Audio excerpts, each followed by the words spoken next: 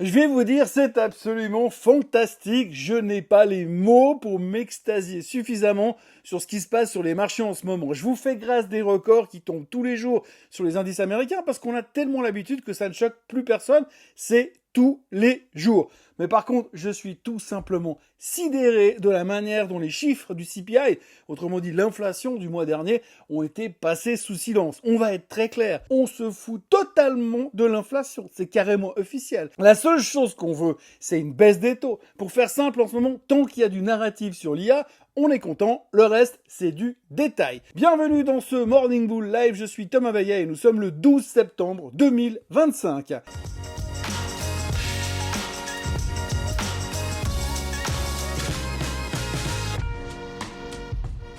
Alors avant toute chose, ce que vous allez entendre et voir dans cette vidéo n'est pas un conseil financier, c'est mon avis, mon analyse et parfois mon humeur du jour. Par contre, si vous voulez comprendre la bourse, là, vous êtes au bon endroit. Alors je vais beaucoup me répéter dans cette vidéo, d'ailleurs je vous le dis et je vous le répète, je suis en extase totale devant le rien à foutre général qui existe à l'heure actuelle au sujet de l'inflation. On va déjà se mettre d'accord sur la réalité de Main Street, on est tous bien d'accord que sur un an, tout augmente, absolument tout. Je vous parle même pas sur 5 ans parce que là ça frise carrément le hold-up et que de toute façon ça servira à rien vu qu'on a une mémoire de poisson rouge, mais soyons déjà tous d'accord sur le fait que dans la vraie vie de consommateurs que nous avons tous, vous et moi, et ça même si vous avez des Nvidia en portefeuille depuis 15 ans, tout augmente. Heureusement, Nvidia a augmenté aussi. Mais le café est en hausse de 21% sur un an. Les œufs ont pris 11%, la viande 16%, les pommes plus 10%. Et je parle des pommes pour manger, hein. Pas Apple, au moins elle est en baisse sur une année. Mais pas les iPhones, eux, en revanche. Et puis le bacon prend 7%. Alors oui, je sais, tout le monde ne mange pas du bacon. Mais quand même, c'est pour dire, tout est en hausse. Et puis c'est pas tout. Les restaurants coûtent plus cher, de 4,6%. Réparer une voiture coûte 15% de plus. Mais c'est vrai, il vaut mieux acheter une voiture neuve parce que ça coûte plus que 6% de plus. Et puis même le ramassage des ordures a augmenté de 6,5%. Donc en résumé, tout coûte plus cher. Tout ce que vous achetez vous coûte plus cher que l'an dernier. Et quand vous jetez ce qui vous reste, eh ben ça vous coûte encore une fois un bras. Mais alors par contre, l'excellente nouvelle, la merveilleuse nouvelle, la fantastique nouvelle, c'est que les salaires, ils sont en hausse de 3,6% sur les 12 derniers mois. Bon d'accord, en gros votre niveau de vie, il est en train de se rétamer tous les jours un peu plus. Mais l'important c'est que la semaine prochaine, les taux ils vont baisser. Et donc le crédit que vous devrez prendre pour compenser le coût de la vie, eh ben il vous coûtera moins cher.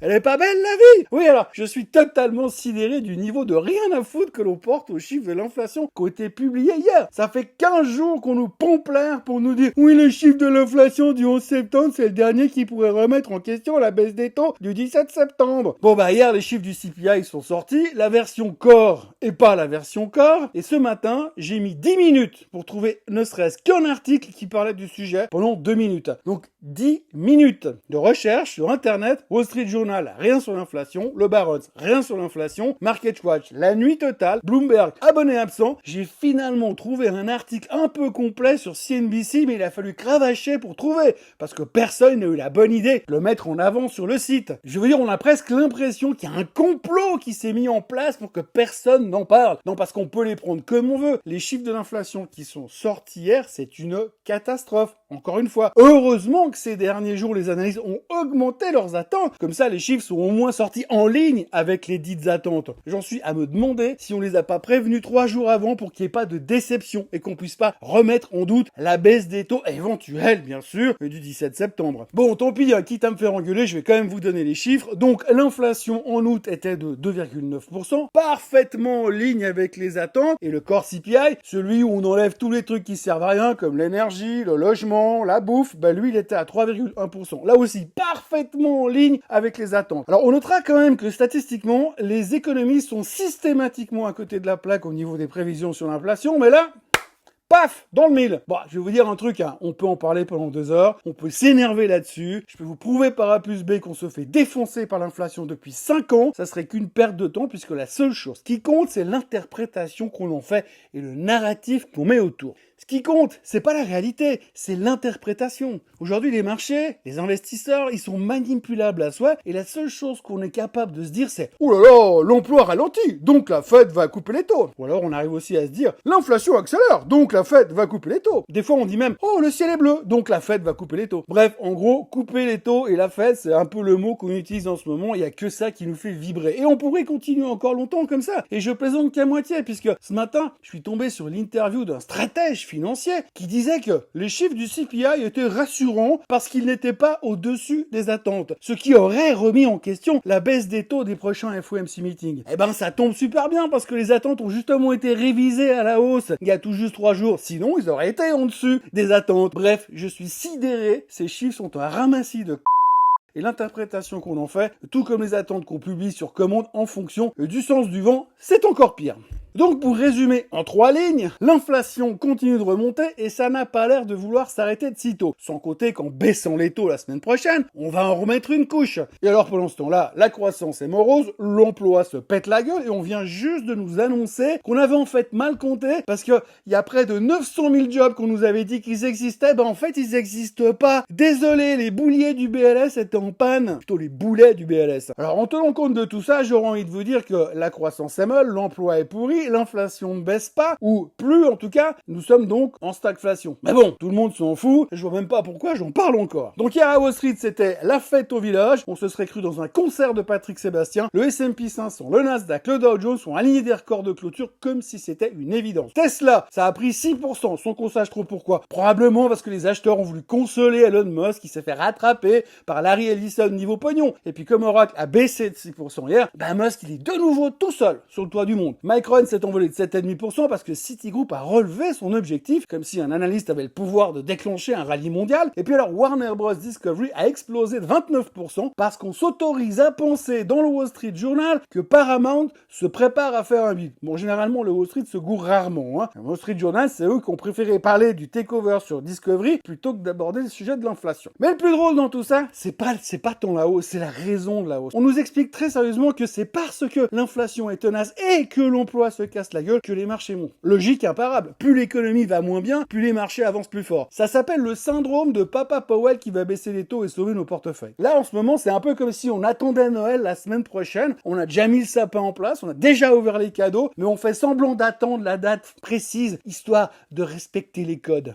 Bref, Powell, la Fed, la baisse des taux, c'est devenu la seule variable qui permet au marché de vivre ou de survivre ou de continuer à monter. Et puis alors, à Paris, il y a aussi une super ambiance. Depuis qu'ils ont un nouveau super Premier ministre qui va tout changer, ça va beaucoup mieux. Et pour faire un peu d'humour, la bonne blague du jour, c'est Euronext qui a décidé d'éjecter Téléperformance du CAC 40 pour y mettre Euronext. Ça s'appelle de l'auto-célébration. Ça ferait presque sourire si c'était pas aussi symptomatique d'un marché qui est en train de tourner en rond. Mais bon, revenons 2 secondes aux États-Unis, là où le spectacle est plus croustillant. Figure Technology, une boîte de prêt sur blockchain. Oui, parce que de nos jours, si t'as pas blockchain dans ton pitch, tu lèves pas de pognon. Donc Figure a fait son IPO, plus 40% dès le premier jour. Valorisation 7 milliards. La mode est relancée après Klarna, Circle et bientôt les frères Winklevoss avec leur boîte crypto. C'est reparti pour le bal des licornes. Wall Street adore. C'est un peu comme le retour des Beatles, mais version blockchain. Et alors, pendant qu'on chante Let It Be avec Figure et consorts, l'ombre de la stagflation continue de s'allonger. Inflation qui ne baisse pas, emploi qui ralentit. C'est pile le scénario qu'on voulait pas. Mais chut, tant que ça fait monter le Nasdaq, personne n'a envie d'écouter les choses qui fâchent. Hier, Deutsche Bank a même annoncé un objectif de 7000 points pour le S&P 500 d'ici Noël. Je crois même que je vous l'avais déjà annoncé hier matin sans savoir que Deutsche Bank allait l'annoncer dans la journée. Comme d'habitude, on ajuste les prévisions après la hausse, histoire de pas avoir l'air trop con. Parce que personne est venu annoncer mi-avril que le S&P 500 irait à 7000. Personne. Et le rap dans tout ça, on a eu Christine Lagarde qui a fait son show habituel lors du meeting de la BCE. La désinflation est terminée, mais on ne change rien. Traduction, on fait semblant de contrôler quelque chose, mais en vrai, on attend juste de voir ce que va faire Powell la semaine prochaine. Résultat, les marchés européens montent aussi, parce que copier les Américains, c'est toujours plus simple que d'avoir une idée originale. Alors oui, hier, c'était une journée record, une journée où la Fed continue, une journée où même les small caps se sont envolés de presque 2%. Mais derrière le champagne et les cotillons, la réalité est toujours la même. On a une économie qui fatigue, une inflation qui résiste et une Fed qui va devoir marcher sur des œufs, on va dire ça. Et les œufs sont en hausse de 11%, donc faudra faire gaffe. En attendant, profitons, les records sont là, les IPO s'arrachent, les analystes redessinent leurs objectifs de fin d'année à la hausse, on nous dit que le marché est inarrêtable, mais rappelez-vous, en bourse, plus on te dit que c'est sans risque, plus le risque est en train d'augmenter. Et puis alors, si vous voulez encore une belle histoire qui finit bien, parce que toutes les histoires finissent bien en bourse, Opendoor a nommé un nouveau CEO ex-Shopify. Ils ont aussi rappelé leur fondateur, comme on rappelle les pompiers après avoir mis le feu soi-même, le titre a pris 80% sur une journée. Oui, parce qu'évidemment, quand une boîte n'a jamais fait un seul bénéfice, c'est bien connu, c'est le moment d'acheter. Les Open Army, c'est encore une bande d'investisseurs qui sont sur Reddit et ils sont aussi sous coke. Ils se félicitent d'avoir dégagé l'ancienne patronne comme s'ils avaient libéré l'Elysée du type qui l'occupe pour l'instant. Alors maintenant, la boîte parle de mode fondateur et d'IA first. On recycle les mêmes mots qui font le buzz pour masquer les pertes et les mêmes erreurs. Bref, bienvenue dans le monde merveilleux des mêmes stocks, où l'espoir et le storytelling valent toujours plus que le vrai business. Côté chiffres, aujourd'hui, on aura les CPI en Europe, je le dis même si tout le monde s'en tape, et puis il y aura aussi la confiance du consommateur version Université du Michigan, mais là aussi, ça intéresse personne. Je crois que la seule chose qui intéresse vraiment le marché, c'est la Fed qui va baisser les taux la semaine prochaine. En ce qui me concerne, dès maintenant, je me considère comme en week-end. Ah oui, non. Je peux pas. Non, je peux pas parce que demain, il y a Suisse Bliss. Alors, n'oubliez pas de vous abonner à la chaîne Suisse Coton Français, de liker cette vidéo, de la partager et de la commenter. Et on se voit demain pour le Suisse Bliss. Et by the way, on est 63 000 sur la chaîne. Merci à tous. Et puis, si jamais ça vous dit, je vous ai fait une autre vidéo sur le thème de Aidco, du WorldCoin et d'un trade avec 5600% de performance que vous pourrez voir en cliquant sur le lien en dessous de cette vidéo. Allez, excellent vendredi à tous. Bye bye.